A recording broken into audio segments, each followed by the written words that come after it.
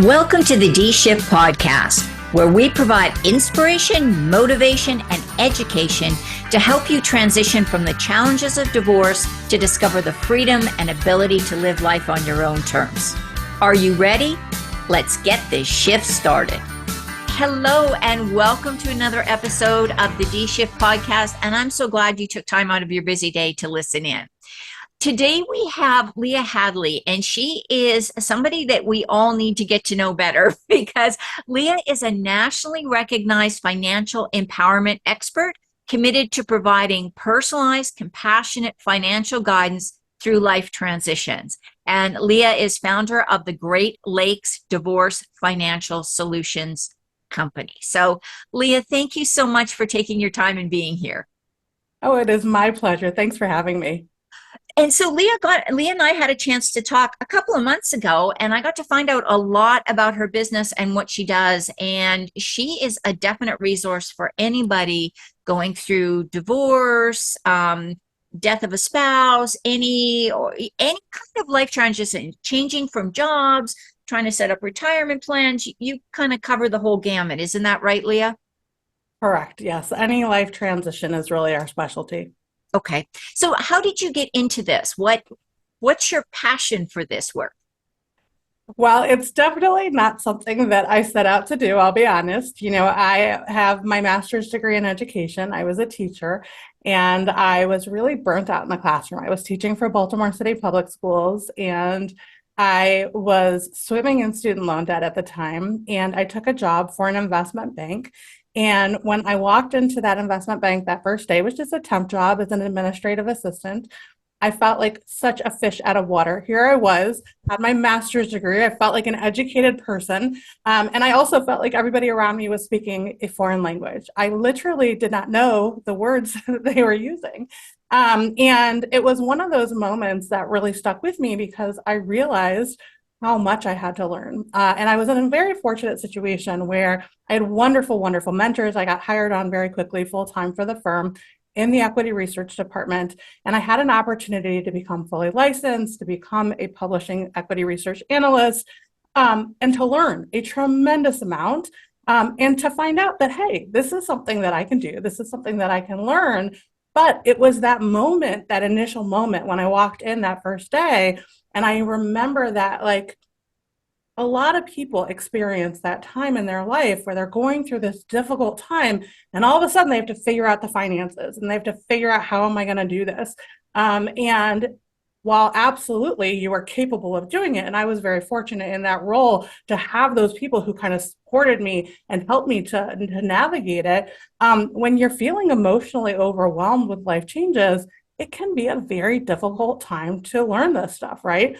And I went through a lot of different financial challenges in my own adult life. I went through a huge job change. I left equity research when I wanted to start a family. We adopted 3 children out of foster care. So we went from no children to 3 children overnight, which was both amazing, but also incredibly difficult on our budget.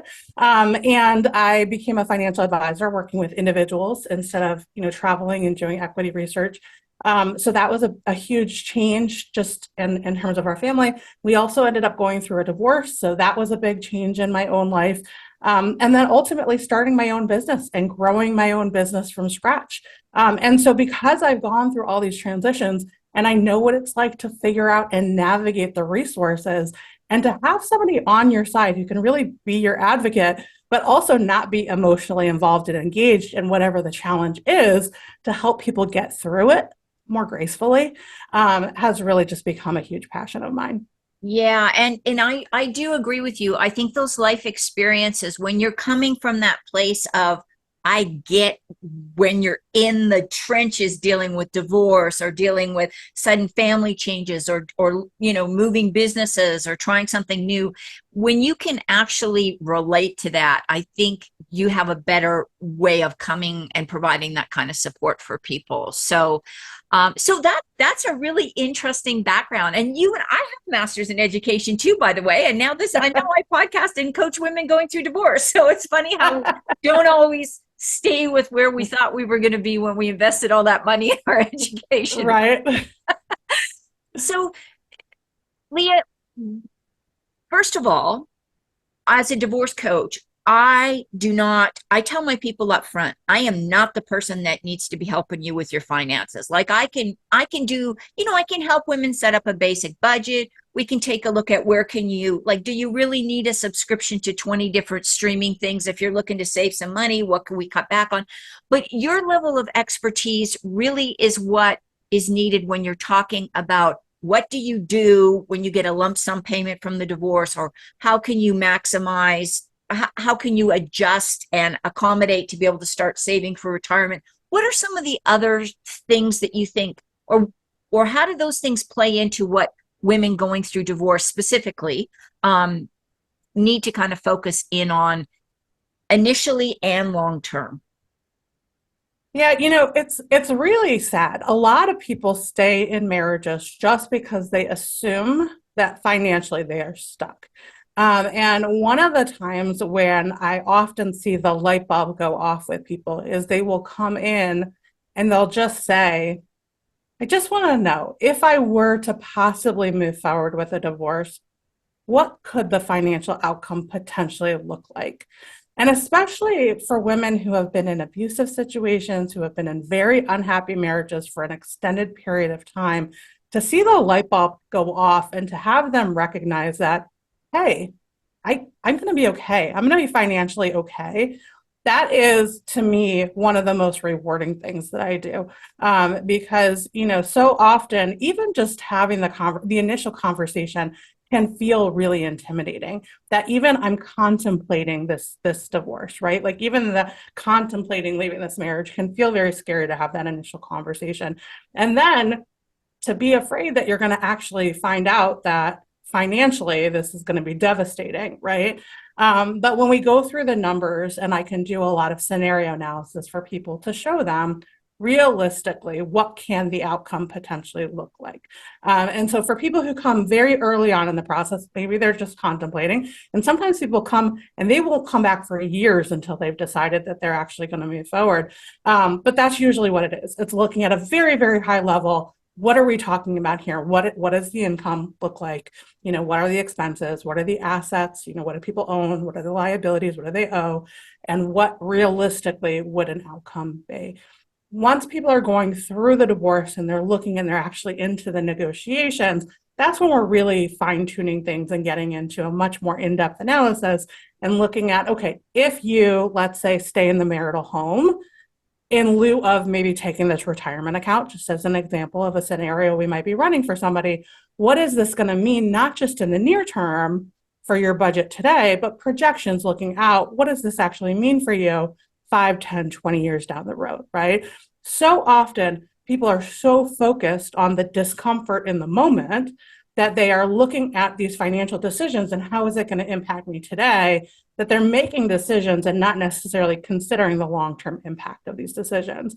And especially when we're looking at negotiating things like retirement assets, that's a big deal, right? Yeah. And a lot of times these divorces very commonly happening when people are approaching retirement ages. People, most of the folks that I'm working with are going to be, in their 50s, maybe in their early 60s. They're getting to that age where they're very seriously looking at, how do I make this money last for the rest of my life? And we can't just look at the short term. We really have to look at, what does this mean for the long term? Yeah. But another piece of, and I think what can be tremendously valuable working with somebody like myself is, how do we save money on the divorce itself? Divorce doesn't have to cost tens of thousands of dollars. I mean, in some cases, we see it cost hundreds of thousands of dollars. It doesn't have to, right? And so helping them to truly understand their financial picture, understand their options, know what they're negotiating, so there's some clarity there, and there's less back and forth, can save them a tremendous amount of money as well. Absolutely. And, there's really only two things that people fight about in divorce, really. It's kids and money. That's it. I mean, everything else and whatever of value, and not just dollars, but the house, the cars, the assets, I guess is a better way to put that. So I really like that idea. And I want to stress for people that might be listening and they're like, Mardi, you're always recommending we get other people involved. How can that possibly save us money? Because it cuts down on the amount of time that you spend arguing over something that maybe you do not want to have as on your side in the divorce negotiation. For example, the house. A lot of times attorneys, and they're doing it because they're not financial experts, they're legal experts. And so they may say, the house is your biggest asset, you should take the house. Well, the house is also a big ongoing bill. Do you want to have that big ongoing bill, or do you just want to cut your losses? Maybe sell the house if neither one of you can buy each other out. Like, there's lots of options, and Leah can run all of those. I'm guessing you run like virtual scenarios, right? Where people can actually see how the numbers play out. That's exactly right. So in the example that you gave with the house, we're going to look at what is the cost of staying in the house. So especially now with interest rates going up, a lot of people have amazing interest rates if they have an existing mortgage on their home. If they're in a situation where they're going to be stuck refinancing, a lot of them are getting interest rates that are double, triple, even more than their existing interest rate, right? Looking at what are we looking at in terms of mortgage payment going forward, right? But it's not just the mortgage payment or the property taxes or even the insurance that we're looking at, but maintaining that home, right? Especially if your spouse maybe have helped with the home maintenance. Maybe you're going to need to have somebody come cut your grass, or, I'm in Cleveland, Ohio area, shovel your snow, or, do plow your driveway or what have you.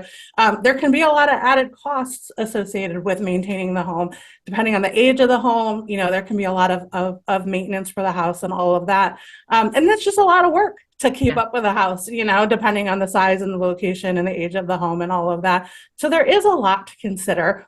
And so we do look at that, but we also look at, okay, if you're keeping this asset and you're giving something else up, that's a big piece of it, right? What are you giving up in order to be able to retain that? And what does that mean for you, not just today, but in the long term? Yeah. And just not that you are going to give them all of these options. You're going to discuss the potential. It's ultimately going to be their decision what she chooses to do. Your client is going to make the ultimate decision.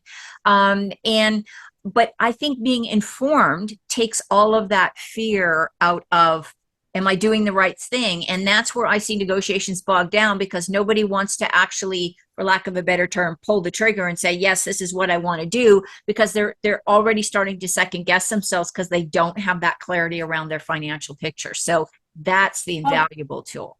And the other piece of it, Marty, and I would love to say that it is the client that gets to make the decision, but the other big piece that I am a huge proponent of is understanding what is a realistic option.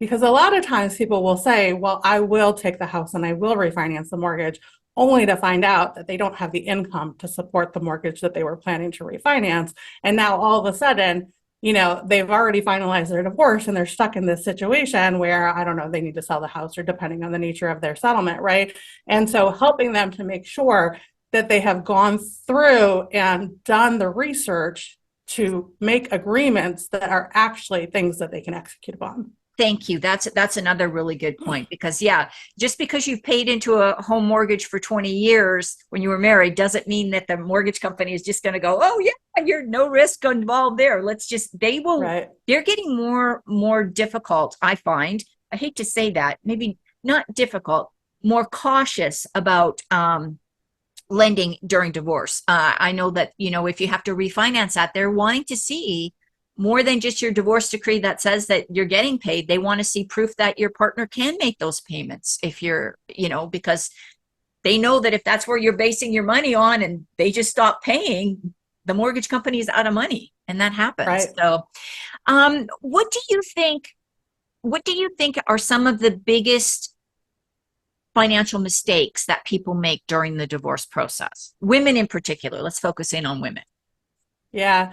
So one of them I mentioned a couple of times, but it's not going to hurt to reiterate, and that is really focusing on that short term rather than looking at the big picture. And I recognize where it comes from. And I know that when you're going through a divorce and you're feeling emotional and there's all that discomfort, and we just want to ease the discomfort in the moment, and I completely get it. But we really do want to look at, how are these decisions going to impact me for the long term? Because you only do have one chance to get that financial settlement right. And so some of those financial decisions that you're making will impact the rest of your life, especially when we're talking about things like pensions. And pensions are one of those areas where people make all kinds of mistakes. And the first and biggest mistake is just not understanding the pension itself and the options available in the negotiation. And that's really important. Every pension is created differently. They're not all the same. And so it's really important to get the information to fully understand what are my options as it relates to that pension. Very often, if there is a pension, and now there are fewer and fewer pensions, but if there is a pension, it is often the largest marital asset. And a lot of times people don't realize that it's a large marital asset because the actual present value of that pension is not what is provided on a pension statement.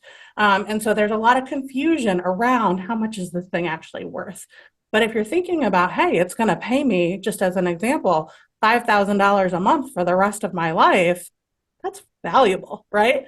And so really, truly understanding what is this thing worth and what are my options as it relates to negotiating around that pension is really, really important.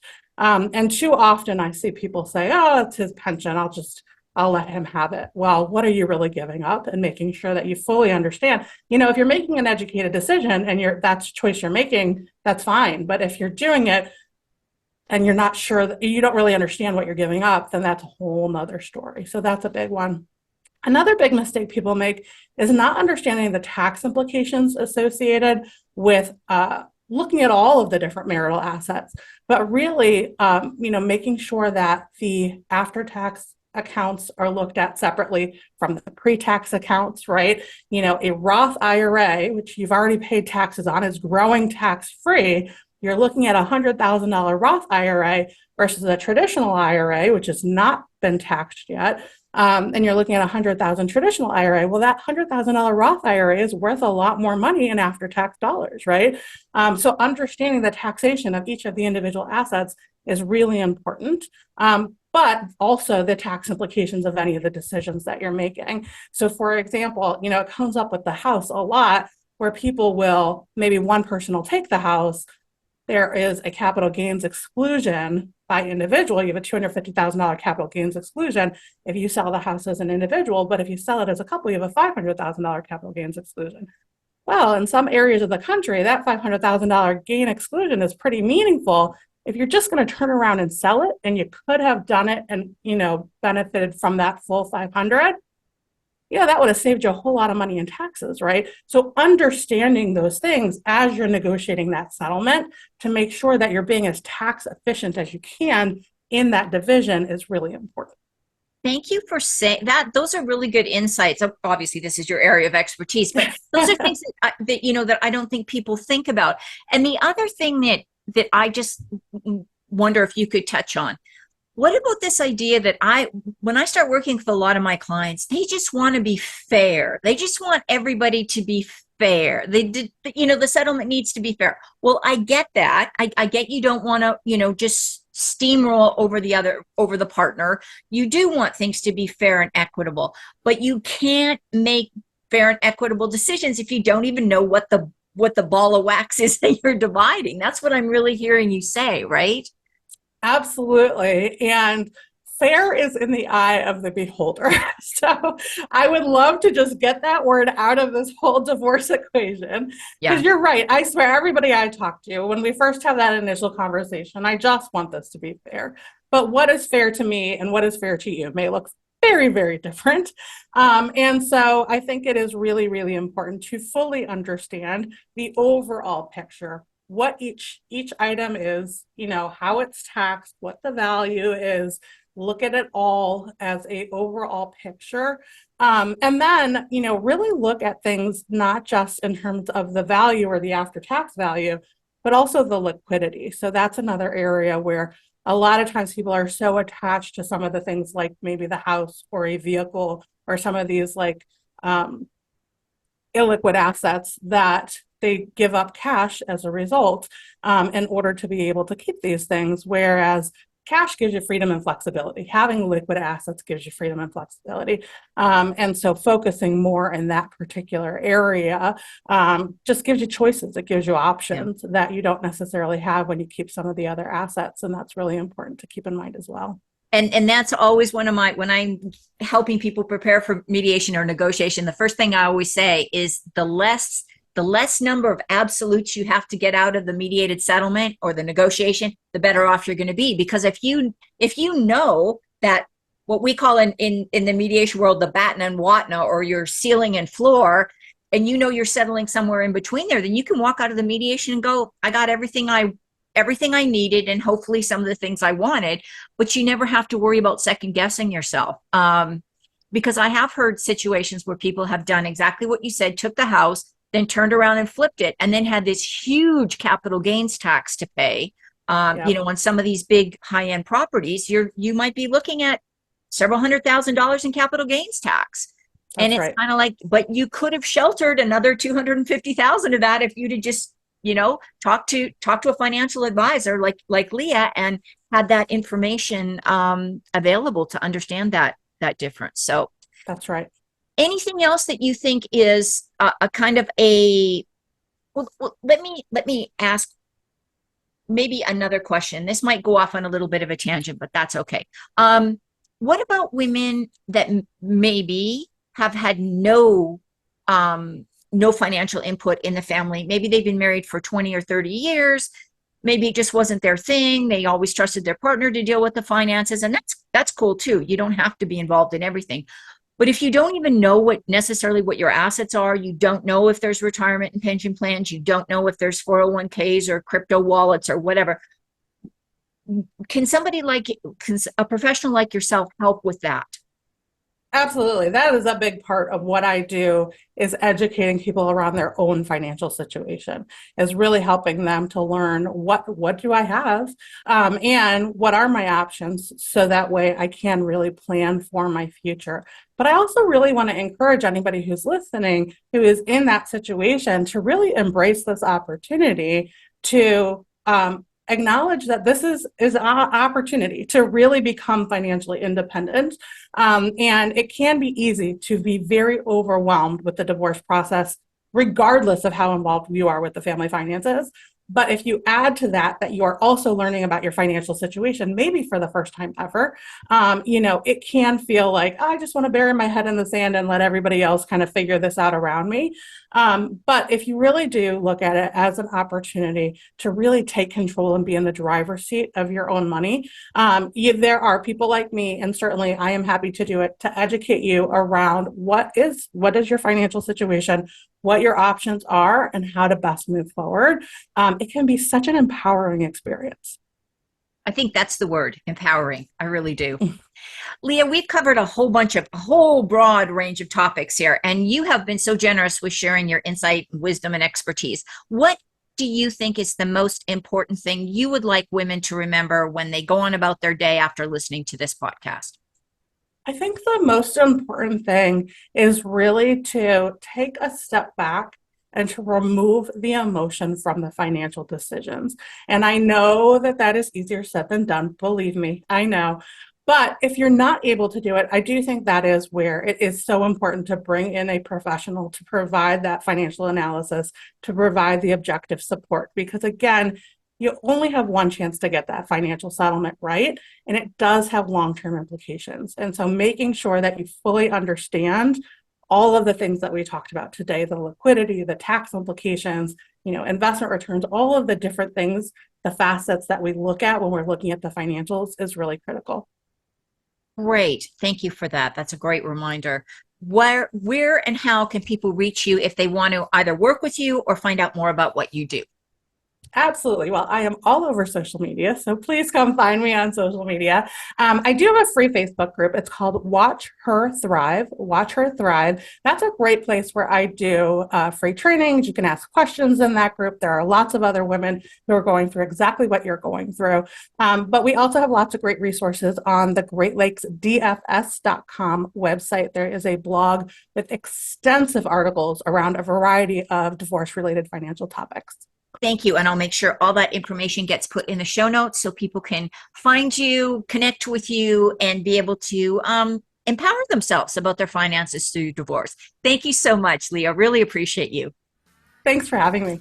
And everybody, thank you for listening in to this episode of The D Shift. And don't forget to tune in to another episode next week. Thanks for listening and supporting the D-Shift podcast. If you would like to attend live trainings by our amazing guests and have a chance to ask questions and get answers from our experts, join the D-Shift crew. For more details and to sign up, head on over to www.divorcecoachforwomen and click on the podcast page.